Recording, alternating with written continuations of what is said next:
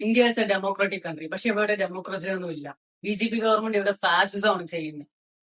NEET exam കാരണം, question paper leak കാരണം ഇവിടെ സ്റ്റുഡൻസും സോണമാക്സും ചേർന്ന് പ്രൊട്ടസ്റ്റ് ചെയ്തു. സോണമാക്സുവിനെ പോലീസുകാർ വലിച്ചു പിടിച്ചു കൊണ്ടുപോയി ആശുപത്രിയിലാക്കുന്നു. സ്റ്റുഡൻസിനെതിരെ പോലീസുകാർ ലത്തി ചാർജ് ചെയ്യുന്നു, ബ്രൂട്ടലി അറ്റാക്ക് ചെയ്യുന്നു. ഇവിടെ ഗേൾസ് ആണെന്നുള്ള റെസ്പെക്ട് പോലും ഇല്ലാതെ പോലീസുകാർ അവരുടെ പ്രൈവറ്റ് പാർട്സിൽ അടിക്കുന്നു.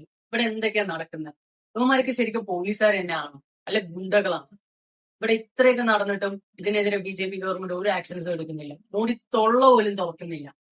18 കൊല്ലമായിട്ട് ഇവിടെ ഫാസിസമാണ് നടക്കുന്നത്. ഇനിയെങ്കിലും നമ്മൾ ഇതിനെതിരെ പ്രതികരിക്കണം.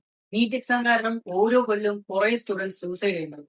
ഇവിടെ കുറെ പ്രശ്നങ്ങളുണ്ട്. നീറ്റ് എക്സാം മാത്രമല്ല, കുറെ പ്രൊട്ടസ്റ്റ് നടക്കുന്നുണ്ട്. പക്ഷെ ഇതിനെതിരെ ഒന്നും ഒരു ആക്ഷൻസും എടുക്കുന്നില്ല.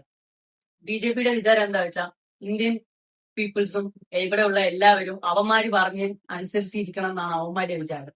പക്ഷെ നമ്മൾ അവന്മാർക്ക് മനസ്സിലാക്കി കൊടുക്കണം, India as A democratic country ആണെന്നും ഈ രാജ്യം ഒരുത്തരും തന്തയുടെ വകയല്ലെന്നും നമ്മൾ കാണിച്ചു കൊടുക്കണം. Please raise your voice against dum. ശരിയാണ്.